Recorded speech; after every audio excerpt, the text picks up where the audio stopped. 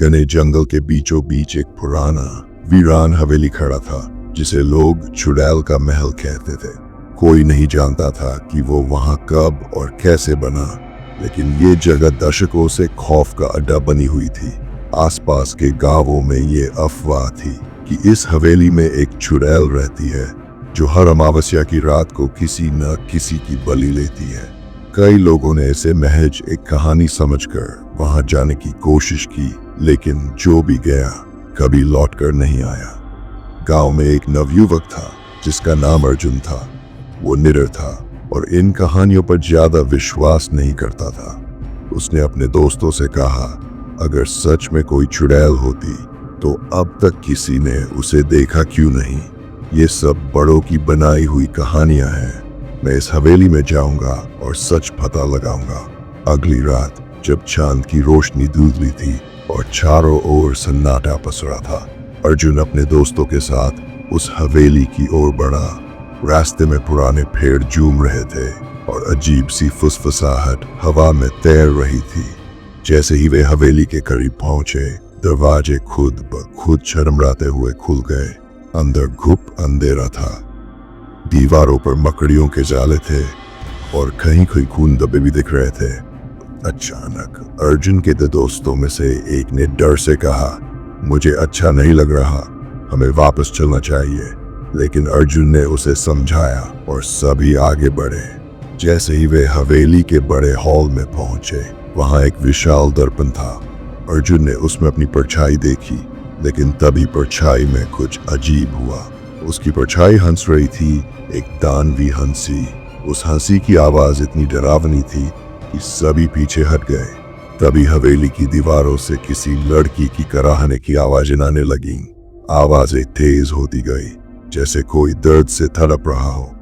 अर्जुन ने हिम्मत जुटाकर आवाज की दिशा में कदम बढ़ाए और देखा कि एक पुराना शादी का मंडप वहां रखा था। चारों ओर जली हुई मोमबत्तियां टिमटिमा रही थीं। तभी हवा में एक साया प्रकट हुआ। एक दुल्हन के जोड़े में एक खूबसूरत लड़की, लेकिन उसका चेहरा अजला था, आंखें कोयले की तरह काली और उसके होंठों पर एक अजीब मुस्कान थी। उसने अर्जुन की ओर देखा और धीमी भयानक आवाज में कहा, तुम मेरा दुआ गए। अर्जुन ने घबराकर पीछे हटना चाहा, लेकिन उसके पैर जमीन से चिपक गए। उसकी आंखों के सामने अचानक पूरा दृश्य बदल गया। हवेली के भीतर एक पुरानी शादी का दृश्य उभर आया। वो लड़की, जिसका नाम रत्नमाला था, किसी समय एक आम लड़की थी। उसकी शादी तय हुई थी, लेकिन शादी की रात दूल्हे ने उसे धोखा दिया और किसी और के साथ भाग गया। इस अपमान से आहत होकर रत्नमाला ने खुद को आग लगा ली और वही दम तोड़ दिया। उसकी आत्मा तब से इसी हवेली में भटक रही थी, अपने अधूरे विवाह को पूरा करने के लिए। और अब अर्जुन को उसने अपना दूल्हा चुन लिया था।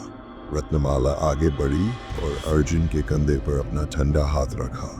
अर्जुन की सांसें तेज हो गईं। उसने अपने दोस्तों को पुकारा, लेकिन वे सब गायब हो चुके थे।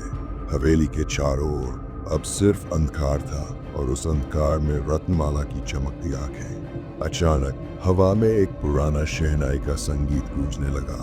मंच के चारों ओर अचानक आग की लपटें उठने लगी। अर्जुन ने खुद को छुड़ाने की कोशिश की, लेकिन उसकी आंखों में एक अजीब नशा भरने लगा।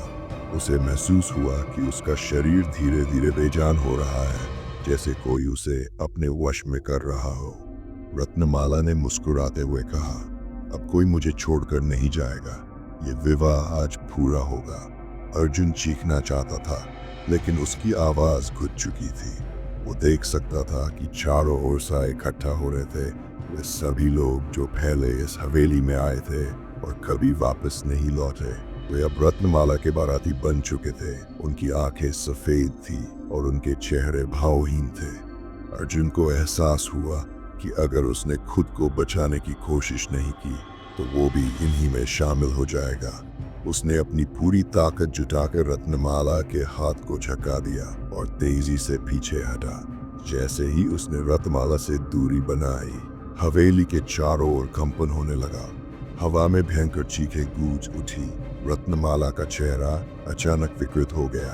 उसकी आंखों से खून बहने लगा और उसके नाखून पंजों की तरह लंबे हो गए। उसने अर्जुन की ओर हाथ बढ़ाया, लेकिन अर्जुन ने भागना शुरू कर दिया। वो किसी तरह हवेली के दरवाजे तक पहुंचा, लेकिन दरवाजा खुद खुद बंद हो गया। रत्नमाला की परछाई तेजी से उसकी ओर बढ़ रही थी। अर्जुन ने आखिरी कोशिश की और दरवाजे पर पूरी ताकत से धक्का मारा। अचानक दरवाजा खुल गया और वो धड़ाम से बाहर गिर पड़ा। जैसे ही उसने पीछे मुड़कर देखा, हवेली अंधेरे में समा चुकी थी। वहां अब कुछ भी नहीं था, बस एक सन्नाटा। अर्जुन तेजी से गांव की ओर भागा। अगले दिन जब उसने अपने दोस्तों को खोजने की कोशिश की तो वे कभी मिले ही नहीं। गांव के बुजुर्गों ने उसे बताया कि जो भी उस हवेली में जाता है वो या तो मारा जाता है या फिर उस हवेली का हिस्सा बन जाता है। अर्जुन जानता था कि उसने मौत को मात दी थी, लेकिन वो ये भी जानता था कि रत्नमाला अभी भी अपने दूल्हे का इंतजार कर रही थी और अगली अमावस्या को वो फिर किसी को बुलाएगी। कुछ समय बीत गया, लेकिन अर्जुन की रातें चैन से नहीं गुजर रही थी। जब भी वो सोने की कोशिश करता, रत्नमाला की खाली जलती हुई आंखें उसके सपनों में झांकने लगती। उसे महसूस होता जैसे कोई उसके कानों में फुसफुसा रहा हो, तुम मेरी शादी से भाग नहीं सकते। उसकी हड्डियों तक ठंडी लहर दौड़ जाती। गांव में भी अजीब घटनाएं होने लगी। लोग बताते कि रात के समय हवेली के खंडरों से फिर वही शहनाई की आवाज सुनाई देने लगी थी। कई चरवाहों ने वहां एक सफेद लिबास में किसी को चलते देखा, लेकिन जब करीब जाने की कोशिश की तो वो अचानक गायब हो गया। कुछ लोगों ने तो यहाँ तक कहा कि उन्होंने अर्जुन को वहां खड़ा देखा, लेकिन अर्जुन तो गांव में था। एक रात अर्जुन के घर के दरवाजे पर अचानक दस्तक हुई। इतनी रात के कौन हो सकता था? जब उसने दरवाजा खोला तो कोई नहीं था, लेकिन जमीन पर लाल रंग से कुछ लिखा था, अब लौट आओ। अर्जुन का शरीर कांपने लगा। उसने सोचा कि ये सिर्फ उसका भ्रम होगा, लेकिन जब उसने दरवाजा बंद किया तो उसे अपने कंधे पर किसी ठंडी सांस का एहसास हुआ। वो तेजी से पलटा, लेकिन वहां कुछ नहीं था। अर्जुन को समझ आ गया कि रत्नमाला ने उसे छोड़ने का फैसला नहीं किया है। वो उसकी आत्मा को अपनी दुनिया में खींचना चाहती थी। अगली सुबह वो गांव के सबसे बूढ़े साधु के पास गया। साधु ने उसकी कहानी सुनकर गहरी सांस ली और कहा, रत्नमाला की आत्मा भटक रही है क्योंकि उसका विवाह अधूरा रह गया था। जब तक उसकी शादी पूरी नहीं होगी वो किसी और को चैन से जीने नहीं देगी। तो क्या कोई उपाय है? अर्जुन ने घबरा कर पूछा। साधु ने एक पल सोचा, फिर बोला, हाँ, लेकिन ये बहुत खतरनाक होगा।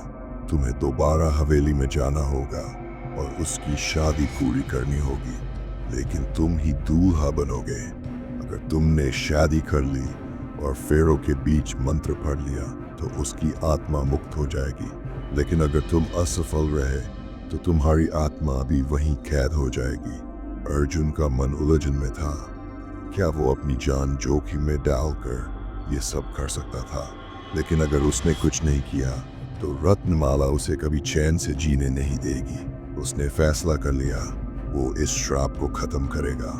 अगली अमावस्या की रात अर्जुन फिर से हवेली की ओर बढ़ा। इस बार वो अकेला था। हवेली के खंडहर पहले से भी ज्यादा डरावने लग रहे थे। जैसे ही उसने कदम रखा, दरवाजे खुद खुद खुल गए। अंदर घुसते ही माहौल बदल गया। अचानक हली पहले की तरह चमक उठी, दीवारें नई लगने लगी और वहां एक सजी धजी शादी का मंडप तैयार था। रत्नमाला लाल जोड़े में खड़ी थी। उसकी आंखों में वही काली चमक थी। तुम वापस आ गए, उसकी आवाज गूंजने लगी। अर्जुन ने कांपते हुए कहा, मैं तुम्हारी शादी पूरी करने आया हूँ।